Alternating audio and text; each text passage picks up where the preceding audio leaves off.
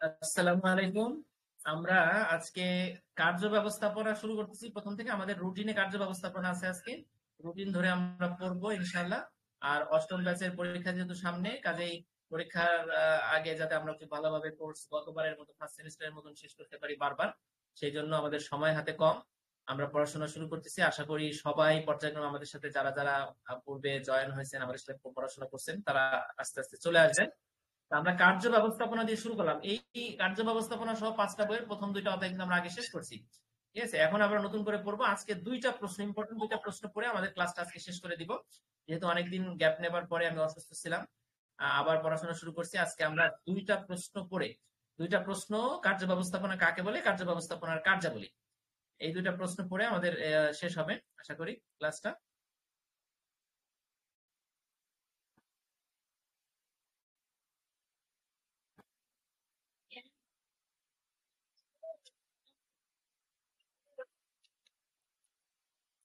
আচ্ছা, আমি একটু সাজেশনে দেখি যে আমাদের আসলে কি কি পড়া দরকার। আচ্ছা, এখানে দেখেন একটা জিনিস বলি। কার্য ব্যবস্থাপনার প্রথম অধ্যায় থেকে তেমন কোনো প্রশ্ন সাধারণত আসে না। তবে একটা প্রশ্ন বিগত বছরে আসছিল, সেটা হচ্ছে পণ্যের জীবন চক্রের স্তর। সেটা বোধহয় সপ্তম ব্যাচে আসছিল। ঠিক আছে, এখন এই স্তরের প্রশ্নটা আবার দ্বিতীয় অধ্যায়ে আছে। কাজে প্রথম অধ্যায় থেকে এটা আসছে নাকি দ্বিতীয় অধ্যায় থেকে আসছে এটা বোঝা যায় না। তবে মোটামুটি আমরা যদি এই অধ্যায় থেকে 4টা প্রশ্ন পড়ি, তাহলে প্রথম অধ্যায় থেকে কোনো প্রশ্ন হলে আমাদের মিস যাবে না। 4টা প্রশ্ন মোটামুটি আইডিয়া রাখতে হবে এবং সহজ 4টা প্রশ্ন। ঠিক আছে, আমরা আগে এই প্রশ্নগুলো পড়ছি, আজকে পড়বো।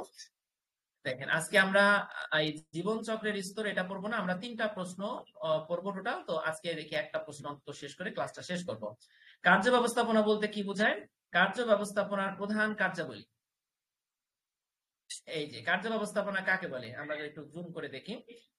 অপারেশনস ম্যানেজমেন্ট, এখানে উপরে যে সিলেবাসটা আছে এটা কিন্তু ওপেন ইউনিভার্সিটির সিলেবাস। ওপেন প্রথমতে এই টপিক গুলো পড়লে হবে, এই টপিক গুলোর মধ্যে থেকে প্রশ্ন আসবে। ঠিক আছে, কার্য ব্যবস্থাপনা বলতে বোঝায় একটি প্রতিষ্ঠানের ভেতরে পণ্য উৎপাদন ও সেবা প্রদানের কার্যক্রমগুলো পরিকল্পনা, সংগঠন, সমন্বয়, পরিচালনা এবং নিয়ন্ত্রণ করার প্রক্রিয়া। কার্য ব্যবস্থাপনা মানে হচ্ছে একটা প্রতিষ্ঠানের ভিতরে পণ্য অথবা সেবা, এই 2টা প্রদানের যে কাজ, সেটা কি হতে পারে? পরিকল্পনা, সংগঠন, নেতৃত্ব, নিয়ন্ত্রণ সহ যা যা আছে, এই সব কিছু করার একটা প্রক্রিয়াকে কার্য ব্যবস্থাপনা বলে। এটি এমন একটি ব্যবস্থাপনা ক্ষেত্র যার মূল লক্ষ্য কি। দেখেন, কার্য ব্যবস্থাপনার একটা মূল লক্ষ্য আছে। এটা কি? এটা হলো সংস্থার সম্পদগুলো। সম্পদটা কি? কাঁচামাল, শ্রমিক, প্রযুক্তি, এগুলো এগুলো সর্বোচ্চ দক্ষতার সাথে ব্যবহার করে গুণগত মান সম্পন্ন পণ্য বা সেবা সময় মতো এবং খরচ সাশ্রয়ী উপায়ে সরবরাহ করা। এখন এখানে 3টা প্যারাগ্রাফ আছে কার্য ব্যবস্থাপনা। ঠিক আছে, তা আমরা পরীক্ষার সময় হয়তো এই 3টা প্যারাগ্রাফ লেখা সম্ভব হবে না। তবে যেহেতু কার্য ব্যবস্থাপনার বইটা এটা একটা মূল বই এবং নোট, দুইটা হিসাব, দুই কাজেই আমরা ব্যবহার করব। এই জন্য এখানে কিছু কিছু কথা, একটু অতিরিক্ত কোনো কথা নাই, তবে আপনি এখান থেকে কিছু বাদ দিতে পারবেন। এইটা ইনভার্টেড কমার মধ্যে আছে, এই সংখ্যাটা আপনি লিখতে পারবেন। ঠিক আছে, আপনি চাইলে উপরে টুক না দিয়ে এই 2টা দিয়ে চালাই দিতে পারবেন। ঠিক আছে, এবার আমরা দ্বিতীয় প্যারাগ্রাফটা যদি একটু পড়ি। কার্য ব্যবস্থাপনা হলো একটি সংগঠনের অভ্যন্তরীণ পণ্য উৎপাদন বা সেবা প্রদানের কার্যক্রম সমূহের পরিকল্পনা, পরিচালনা ও নিয়ন্ত্রণের এমন একটি প্রক্রিয়া। পরিকল্পনা, সংগঠন, নেতৃত্ব, নিয়ন্ত্রণের এমন একটি প্রক্রিয়া পণ্য বা সেবা উৎপাদনের ক্ষেত্রে, যার মাধ্যমে সংস্থার লক্ষ্য অনুযায়ী কি কি পাবেন?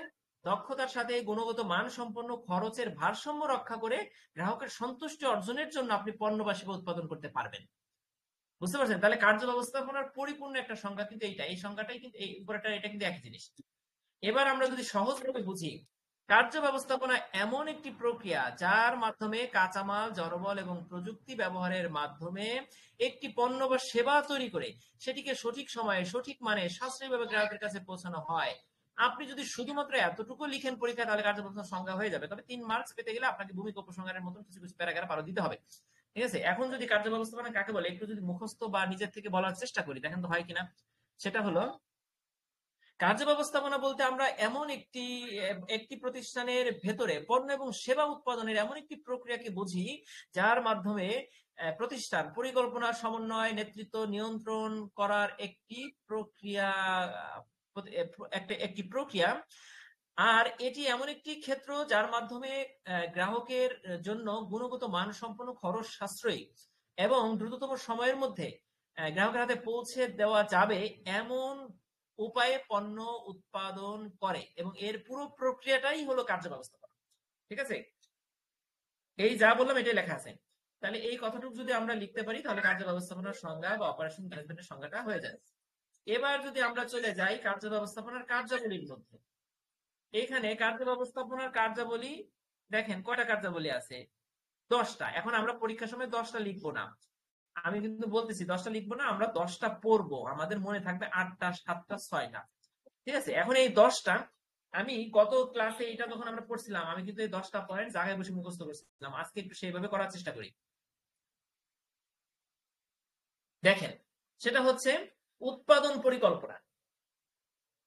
তিনটাই উৎপাদনের সাথে সম্পর্কিত। দেখেন, উৎপাদন পরিকল্পনাটা প্রথমে করলেন, উৎপাদন পরিকল্পনা করার পরে আপনি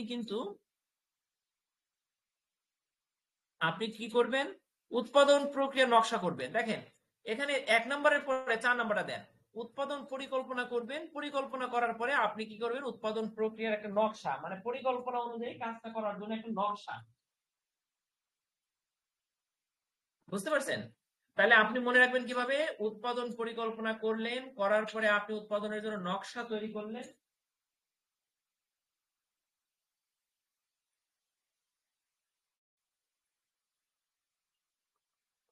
বুঝতে পারছেন? নকশা করার পরে আমাদের করতে হবে কি, উৎপাদন নিয়ন্ত্রণ করতে হবে। মানে নকশা অনুযায়ী উৎপাদনটা হচ্ছে কিনা সেটা দেখতে হবে। উৎপাদন নিয়ন্ত্রণ করার ধাপে আপনাকে মনে রাখতে হবে যে গুণগত মান অনুযায়ী মান বজায় রেখে পণ্য তৈরি হচ্ছে কিনা। তার মানে 1 নম্বরে হচ্ছে উৎপাদন পরিকল্পনা, 2 নম্বরে হচ্ছে উৎপাদন প্রক্রিয়ার নকশা, 3 নম্বরে হচ্ছে উৎপাদন নিয়ন্ত্রণ, 4 নম্বরে হচ্ছে গুণগত মান নিয়ন্ত্রণ। দেখেন, আমরা কার্য ব্যবস্থাপনার কার্যাবলী আসলে আমরা এলোমেলো ভাবে কোন পয়েন্ট আগে লিখবো কোনটা পরে লিখবো আমরা কিন্তু পয়েন্টস খুঁজে পাই না পরীক্ষার সময়, 2টা 3টা 4টা লিখে গেলে 5 নাম্বার পয়েন্টস আর মনে থাকে না। ঠিক আছে, এই জন্য আপনি করবেন কি, পয়েন্টস গুলোর মধ্যে একটা নিজের মতো করে একটা ধারাবাহিকতা, একটা অন্ত মিল আপনি বের করবেন। ঠিক আছে, সেই মিলটা আমরা এখানে বের করছি, 1-এর পরে 4, 4-এর পরে 2, 3। ওকে, এরপরে আমরা এখান থেকে এখানে আরো কয়টা আছে, 3, 3, 6টা আছে, 6টার মধ্যে আমরা কি দিতে পারি দেখেন। দেখেন আমি কিন্তু মিল খুঁজে দিচ্ছি আপনাকে। 6টার পরে আপনি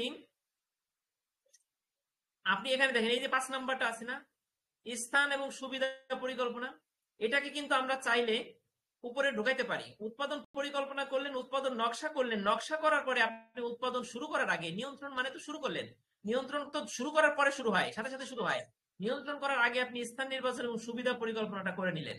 তাহলে 5 পর্যন্ত আমি যদি আবার পয়েন্টটা সাজাই, দেখেন কার্য ব্যবস্থাপনার প্রধান কার্যাবলীর প্রথম পয়েন্টস আপনি লিখবেন উৎপাদন পরিকল্পনা, পরিকল্পনার পরে আপনি লিখবেন উৎপাদন প্রক্রিয়া নকশা, নকশার পরে আপনি লিখবেন সুবিধা এবং স্থান নির্বাচন, মানে কোথায় আপনি মেশিনটা বসাবেন, কোথায় কোন ভবনটা কোথায় হবে, কোথায় কোন লোকটা বসবে।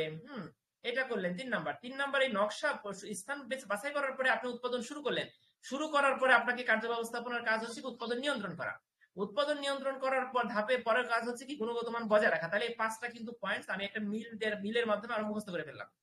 এরপরে দেখেন থাকে আর 5টা, এই 5টা আমরা কিভাবে লিখবো, দেখেন 5টার মধ্যে একটা হচ্ছে কার্য ব্যবস্থাপনার মধ্যে সামগ্রী ব্যবস্থাপনা, আপনার যে উপকরণ মেশিন, আপনার যে ভবন টবন আছে, যন্ত্রপাতি আছে, হ্যাঁ, তারপরে যে উৎপাদিত পণ্যর প্যাকেট আছে এগুলো আপনার উপর রাখা, কাঁচামাল রাখা, এই সব কিছু সামগ্রী ব্যবস্থাপনা। ঠিক আছে, এই সামগ্রী ব্যবস্থাপনা একটা। সামগ্রী ব্যবস্থাপনার পরে আপনি আপনি যদি প্যাকেট করে মাল রেখে দেন গুদামে, বেশি দিন বিক্রি না হয়, তাহলে ওটা ঠিক মতো আছে কিনা বা ওটা নষ্ট হয়ে গেল কিনা, ওটা কিন্তু আপনার দেখা লাগে। বড় বড় ওয়্যার হাউসে কিন্তু বিড়াল আছে, ঠিক আছে, তারা কিন্তু বিড়ালকে খুব ভালো ভালো খাবার দিয়ে পালে, কেন পালে, কারণ ওখানে ইঁদুর ধরার জন্য। তার মানে রক্ষণাবেক্ষণ ব্যবস্থাপনার মধ্যে আপনাকে কি করতে হবে, এই যে সরঞ্জাম যন্ত্রপাতি এগুলো কর্মক্ষম আছে কিনা এটা দেখতে হবে। এখন দেখেন সম্পদ এবং সম্পদের সাথে রক্ষণাবেক্ষণ, এই দুটার মধ্যে একটা মিল আছে কিনা বলেন। তার মানে উপরের 5টা যদি মিল অনুযায়ী আপনি লিখতে পারেন, 6 এবং 7কেও আপনি লিখে দিতে পারবেন সম্পদ দিয়ে, দুটা সম্পদ। এখন বলেন তো, আমি কাঁচামাল যন্ত্রপাতি এটা তো সম্পদ, এটার ব্যবস্থাপনা করলাম, কার্য ব্যবস্থাপনার মধ্যে মানব সম্পদ ব্যবস্থাপনাটা কি ইনক্লুডেড না? বলেন, কাজটা করে কারা, মানুষে করে, কাজেই মানব সম্পদ ব্যবস্থাপনাটাও কিন্তু, ওয়ার্ক ফোর্স ম্যানেজমেন্টটাও কিন্তু কার্য ব্যবস্থাপনার একটা অংশ। ঠিক আছে, তার তার মানে আপনি পরে যে লিখবেন মানব সম্পদ ব্যবস্থাপনা, এই যে এইটা সম্পদ, রক্ষণাবেক্ষণ, মানব সম্পদ। এরপরে থাকে দুইটা, এই দুটো আপনি শেষেই লিখবেন। আপনাকে আমি 10টা পয়েন্টস লিখতে বলতেছি না, তবে যদি আপনি 2 লাইন করে 10টা পয়েন্টস লিখে যেতে পারেন তাতেও কিন্তু আপনার ভালো মার্কস আসবে, কারণ স্যার বুঝবে যে না ও অনেক পয়েন্টস লিখছে। 9 নম্বর আপনি কি লিখবেন দেখেন, উৎপাদন করতেছেন, মেশিনারিজ ব্যবহার করতেছেন, আপনি কি ব্যয় নিয়ন্ত্রণ করবেন না? আপনার কয় টাকা লাগলো, ইনকাম কত হইলো, কত খরচ হইলো, এইগুলো আপনি দেখবেন না? তাই এইটা তো দেখতে হবে, এটাও কার্য ব্যবস্থাপনার মধ্যে। কাজেই ব্যয় নিয়ন্ত্রণ এবং বাজেট পরিকল্পনা একটা অংশ। শেষে আছে পরিসংখ্যান এবং ফলাফল বিশ্লেষণ। আপনার ফলাফল অনুযায়ী লোকজন কাজ করতেছে কিনা, আজকে 100 জনের কাজ করার কথা 100 জন আসলো কিনা, আজকে এত টাকা এত বিক্রি হওয়ার কথা, গতকালকে এত হয়েছিল, এই যে পরিসংখ্যান, এই যে ফলাফল, এগুলো আপনি বিশ্লেষণ করে দেখবেন। কাজেই 9 এবং 10 নম্বরটাও আমরা পারলাম। এখন চোখ বন্ধ করে যদি সমস্ত পয়েন্ট গুলো একটু ধারাবাহিকভাবে বলে যাই, তাহলে দেখেন, প্রথমে আসে উৎপাদন পরিকল্পনা, তারপরে আসে উৎপাদন প্রক্রিয়ার নকশা, নকশার পরে আসে কি বলেন তো, স্থান এবং সুবিধা নির্বাচন, তারপরে আছে উৎপাদন শুরু করব, শুরু করার পয়েন্টটা এখানে কি ছিল, উৎপাদন নিয়ন্ত্রণ করা, নিয়ন্ত্রণ করার পরে হচ্ছে গুণগত মান বজায় রাখা। আমি এই 5টা কিন্তু চোখ বন্ধ করে বললাম। আচ্ছা, পরের পরের কয়টা কি বলেন তো, পরের 5টা কি? পরের 5টা হচ্ছে সম্পদ ব্যবস্থাপনা, বা হ্যাঁ, সম্পদ, ধরেন সম্পদ কাঁচামাল এগুলোর ব্যবস্থাপনা করা, এবং সম্পদ কাঁচামালের এইগুলো সরঞ্জাম এগুলো রক্ষণাবেক্ষণ করা, দুইটা কাজ। 3 নাম্বার কাজ আছে মানব সম্পদ ব্যবস্থাপনা। লাস্টে দুইটা আছে, সেই দুইটা কি বলেন তো? আমি বলছিলাম লাস্টে লিখবেন, সেই দুটা ছিল একটা হচ্ছে ফলাফল এবং নিরীক্ষা, এটা, আর একটা হচ্ছে বাজেট, আয় ব্যয় নিয়ন্ত্রণ। ঠিক আছে, তাহলে আমরা এই যে প্রশ্নটা দেখেন, 10টা প্রশ্ন আমরা কিন্তু মুখস্থ করলাম কিভাবে, 10টা পয়েন্টস কিভাবে মুখস্থ করলাম, খুব সহজ ভাবে। এখন ভিতরে কি আছে, ভিতরেরটা ভাই আমরা সবাই পারবো, এটা কঠিন না, কঠিন গুলো আমরা ভিতরে লাইন বাই লাইন পড়বো। ঠিক আছে, এটা আমরা সবাই ভিতরের গুলো পারবো। তাহলে কার্য এই অধ্যায় থেকে 3টা প্রশ্ন পড়লেই আসে, 3টার বেশি পড়া লাগে না, 3টা কি 4টা। তাহলে আমাদের এই কার্য ব্যবস্থা কাকে বলে, কার্য ব্যবস্থা কার্যাবলী, এটা আমাদের আজকে হয়ে গেল আশা করি।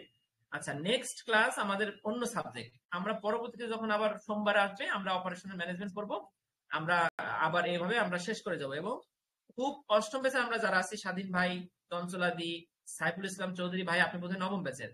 আচ্ছা, আমরা অষ্টম ব্যাচে যারা আছি তাদের কিন্তু খুব দ্রুত সেকেন্ড সেমিস্টারে বই শেষ করতে হবে, শেষ করে থার্ড সেমিস্টারও ধরতে হবে, কারণ আমাদের পরীক্ষা কিন্তু দুটো একসাথে হবার সম্ভাবনা আছে।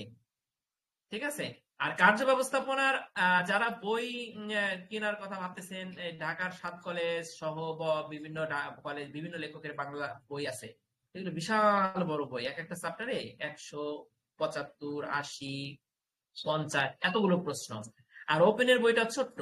ঠিক আছে, আমি সেই জিনিসটা মাথায় রেখে আমারটা যে 83 পৃষ্ঠায় এপিট ওপিট করলে কত আসে, 40 পৃষ্ঠা আসে, ঠিক না? 40 পৃষ্ঠার একটা বই মনে করেন লিখছি, সেটার মধ্যে ওপেন ইউনিভার্সিটির সিলেবাস ফলো করা হয়েছে, মেইন ক্যাম্পাসের স্যার যেটাকে ইম্পর্টেন্ট বলতেন সেটা ফলো করা হয়েছে, বিগত বছরের প্রশ্নপত্র পুঙ্খানুপুঙ্খভাবে বিশ্লেষণ করে পূর্ণাঙ্গ একটা বই, যেটা ওপেন ইউনিভার্সিটি করতে পারে নাই, সেই কাজটা কিন্তু খুব অনেক পরিশ্রম করে সেটা করতে পারছি।